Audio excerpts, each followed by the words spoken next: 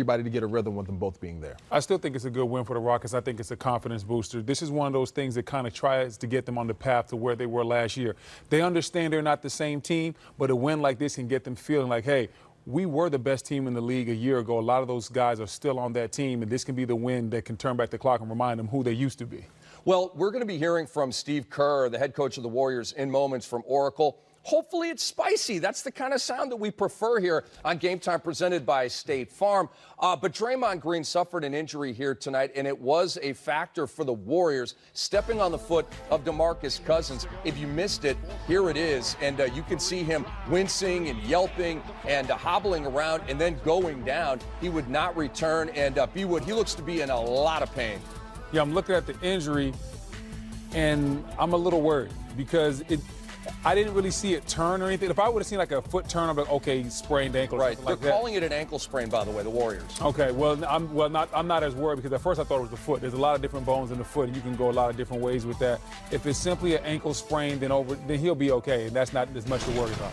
Well, did it look like either like he jammed it, or it was like not an outside roll but an inside roll? They call it an inverted sprain. Yeah, yeah. And as I'm with B. Wood, I didn't think it was an ankle sprain. I know just what they're calling it, but I was looking at his foot being the problem, the issue here. And yes, they can call it that, but let's look at it, and hopefully it's not more of a foot issue with a broken bone or a bruised bones, because those are the things that take more time to heal later. Interesting. And you know, Brett, you guys played, like I said, a combined 27 years in the NBA. A lot of times a guy will sprain an ankle and you don't see the pain like that. You don't see the, like a part of your body is under attack. A lot of times it's an ankle roll. How'd the noise go again? And it's sore. They at home appreciate the replay here live. But you know what I mean? I'm concerned based on his reaction to that when it immediately happened. Does that concern you a little bit as well? Yeah, because he's not one of the guys that's going to roll around in pain more of the time. He's tough. He's tough for his team, and he does a good job of playing through pain. And him to roll around on the floor in front of his bench and take the play off, that means that it's a lot going on in that injury. Yeah, when you see somebody like Draymond that's known to be a tough guy, a guy that has played through injuries, a guy that his whole persona is, I'm tougher than you. Right. When you see that guy go down and start rolling around in pain, that lets you know it's a serious injury. It needs to be treated very seriously, and I'm sure Golden State will take that into account. All right, guys, let's take it to Oakland right now. Steve Kerr is meeting the media.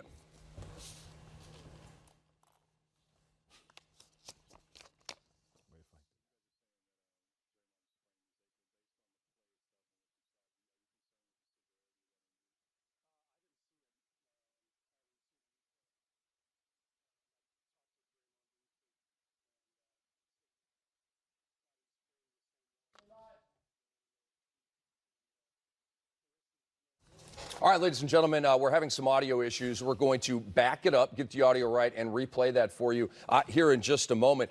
Steve Kerr can't be happy with what happened here tonight. Again, the Warriors just dropped their third consecutive loss to the Rockets head up this year. Right, and that's somebody you could possibly see in the Western Conference Finals. The Rockets have been trending upward coming into this downward stretch, and we'll see if Draymond is out.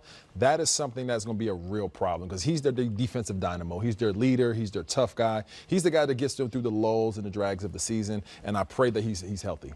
And Steve Kerr's not going to be happy with the way that the Golden State Warriors allowed the role players to really step up tonight. You understand Chris Paul is good enough to get his 23 points, but when you look at P.J. Tucker with 18 points, then you look at Gerald Green with 10 points, Kenneth Faried 20 and 10, how good of a pickup has he been? I mean, you got to just shout out him just for his effort. And Dante, you know how hard it is when you're on the bench and you're buried to stay focused on the task at hand. He was left for dead in Brooklyn. He's able to come over here, help this team, and have a game like he had tonight. Since he's been there, he's just brought them tremendous energy. Well, when you see Kenneth Faried doing what he's doing, it's not a great look, right, for the teams that he was with before. This guy was literally banished, not playing a single minute, and now he's a 2010 guy and a 15-7 guy. And he was literally on his way out of the NBA. Yes. But that's what shows about the NBA. It's not about, you can't play for every team. It's about the right fit. And if you find a team that you're fit for, that shows what you can produce and what you can get out there on a nightly basis. He's found a team that needs energy, that needs somebody that can play without the ball in their hands, that can rebound at a high level, that can give energy to other guys. So I'm happy for him that he's found a landing spot that he can continue his career at. And talk about how Mike D'Antoni is using him to get the best out of him relative to maybe how some other coaches didn't use him and didn't get the best out of him. The unique thing about Mike D'Antoni is he's not a guy that likes to hear about your faults. He doesn't want to hear about what you can't do. He wants to hear about what you can do. And then he's going to highlight what you do well. And you can see how he has morphed the system a little bit. When Chris Paul came in, he allowed him to take more mid-range jumpers than other players in the past. He wants you to play to what your strengths are, what you do best on the basketball court. A lot of coaches, they only know how to coach within a box. And if you go outside that box, they don't know how to reel it back in. Mike D'Antoni's done a great job of getting the most out of Kenneth Faried by letting him go outside the system. All right, guys, good stuff. And we have the audio fixed with the Steve Kerr post-game interview, so here it is. You got back into the game, though, tonight. Actually had a little bit of a lead there. What then happened that turned it back toward them in your mind? Same thing that was happening all game. Poor transition defense. That will be a major point of emphasis for us when we practice next. We're just not finding shooters. We're not protecting the rim. You know, Capella gets a wide open dunk. Maybe it was Faried. I can't remember. A lot of three-point shots in transition for them. And then sloppy execution, forgetting plays, you know, not really understanding what we're trying to accomplish. So we got to get our minds right, you know, to play every night because this is what you face in this league. A lot of great teams.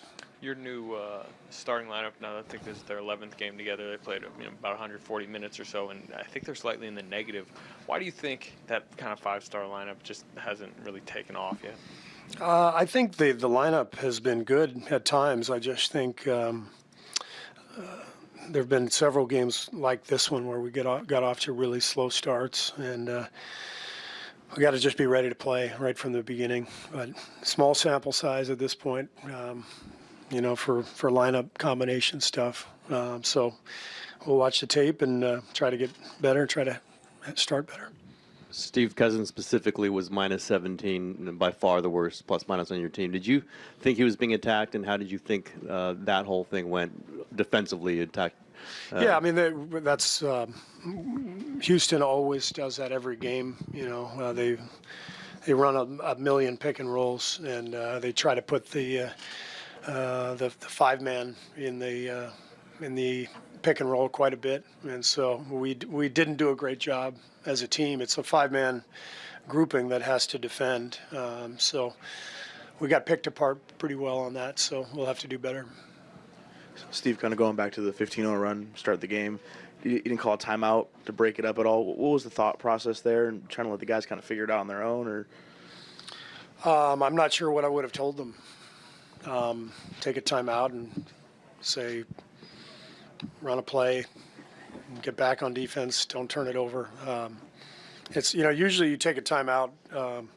If you see something, you want to make an adjustment. There's no adjustment to make when it's 15-0 and everybody's out there running in mud. So we got back in the game. So, you know, I thought Jordan Bell came in, did a nice job for us tonight. Hasn't been in the rotation much lately, so I was very proud of him for staying ready. And but you know, it wasn't enough. We just never had the traction. Even when we had the lead, it didn't feel like we played fundamentally sound basketball.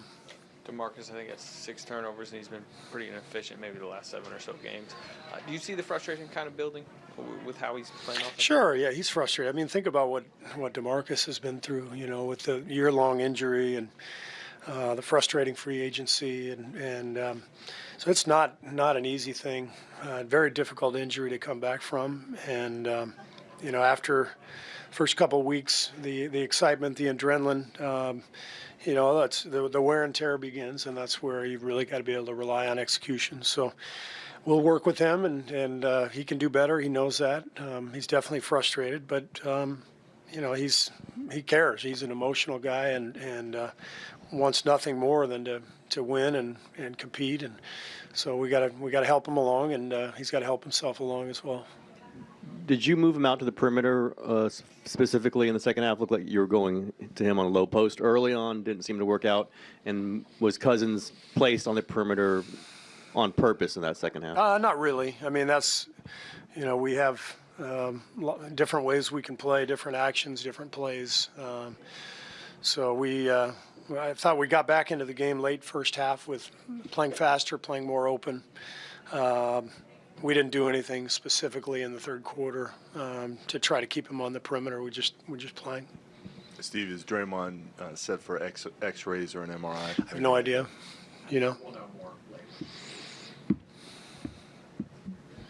Thanks a lot, everybody. Well, certainly a salty Steve Kerr, and here is what the Rockets did with Boogie Cousins, getting him in pick-and-roll scenarios. B. Wood, break it down. Well, right there you see Boogie's very, very far back, and then they get a switch. Gerald Green takes advantage of that, goes for the jumper.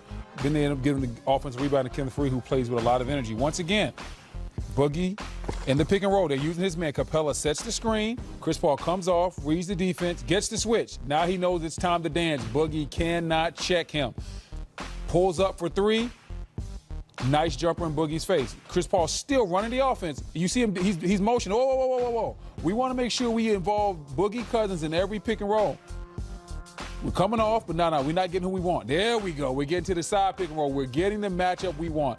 They are exploiting the weakness in the Golden State defense, and that is Boogie Cousins being way too far back in the screen rolls. And when he switches, he's not effective as far as guarding other players on the perimeter. And so that is something that Golden State Warriors, it's good they're seeing it now. This is what they're going to see in the playoffs.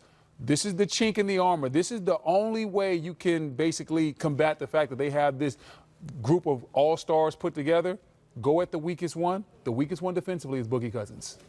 See, they always struggled with pick and roll, and Boogie Cousins was his only weakness going into this, playing for the Golden State Warriors. They always switched everything. They had perimeter defenders. They had guys that could guard and rebound. Now, when you have Boogie Cousins in there, he's playing back, and when he takes a switch, now it's ISOs going on. And then CP plays well in the ISO, and he can make plays for others, or he can get his own bucket. But then on the offensive glass, since they started Kenneth Faried and Clint Capella, then now it's an offensive rebound fest, and they took advantage of that tonight. All right, so how can this be fixed? Can it be fixed? Is DeMarcus Cousins too heavy-footed to do the athletic movements it takes to guard on the perimeter like this? Is it just you shrug your shoulders, or is there something they can do to fix that? There's definitely things you can do to fix it. First of all, they can have him be up at the higher level at the screen. That's one thing that, as a big, I hated that. I love to be back in the paint. That's the issue. But I had good coaches like Rick Carlisle. They'd be like, Brendan, you have to be up at the level of the screen.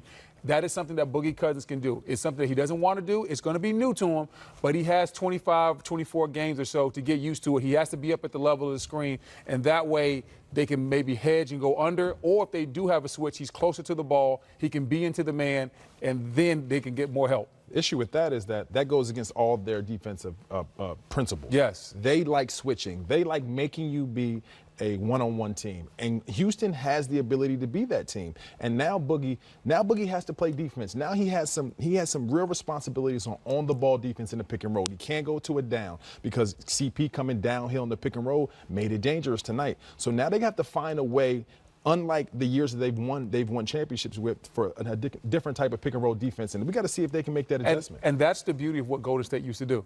They used to switch every pick and roll and force you to play one-on-one with guys that could really defend. That's where Draymond is so good. They put Draymond at the 5. He's switching on your point guards. He's sliding his feet. With Boogie Cousins, you have to adjust your defense, and this is where there's a lot of guards in that Western Conference. When you talk about Dame Lillard, when you talk about Russell Westbrook, all the rest of these teams, they're seeing what happened tonight. And if they get into a playoff series with the Golden State Warriors, best believe they're going to involve Boogie Cousins in every middle pick and roll, side screen and roll that they can, because they want to take advantage of that matchup. And especially when you have Steph and Boogie in the screen and roll, now you can put their two worst defenders in a pick and roll situation and force them to have to make a decision. Are they going to switch it or are they not? We can attack either guy. And you think about it, Golden State struggle defending the pick and roll without James Harden, who's an awesome pick and roll player. Steve Kerr did say, quote, about DeMarcus Cousins, quote, he's definitely frustrated on that 3 that Paul hit. You saw him, kind of do that and hang his head a little bit.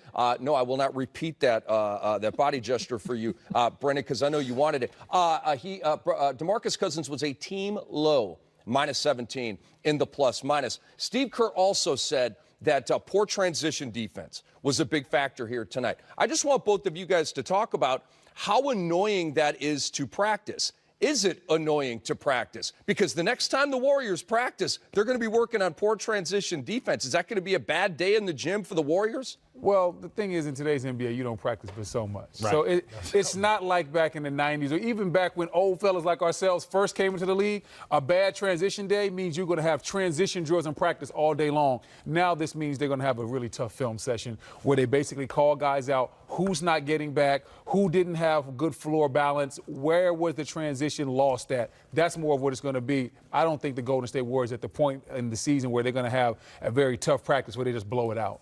Let's keep it real. Transition is about communication and effort. And that's where you get better in transition defense. You can point it out on the screen and say, you know what, you weren't back, you didn't get where you were supposed to, you didn't talk and communicate and get to the man that you were. But they had a lot of shooters out on the floor tonight, and they had a lot of guys that played extremely hard and played with a lot of effort and a lot of heart. That's what took them out of the game tonight. So this has been an amazing Saturday. One game still going on right now. It is Dallas and Utah. The second half just underway. Utah with a tiny lead over a Mavericks team with no Luka Doncic. But of course, the Jazz went double OT with OKC last night. Highlights on the way. Little In-N-Out burger there. Yeah, Bogdanovich to the cup, and the Pacers winning in D.C. They just keep on winning. And D'Angelo Russell on his 23rd birthday went off. So did Kemba Walker, who's a battle of the point guards in Charlotte. And also, you had the Detroit Pistons against the Miami Heat in a race for 8 game. And Blake Griffin, the hoop and the harm. And he had a big night. We're coming right back.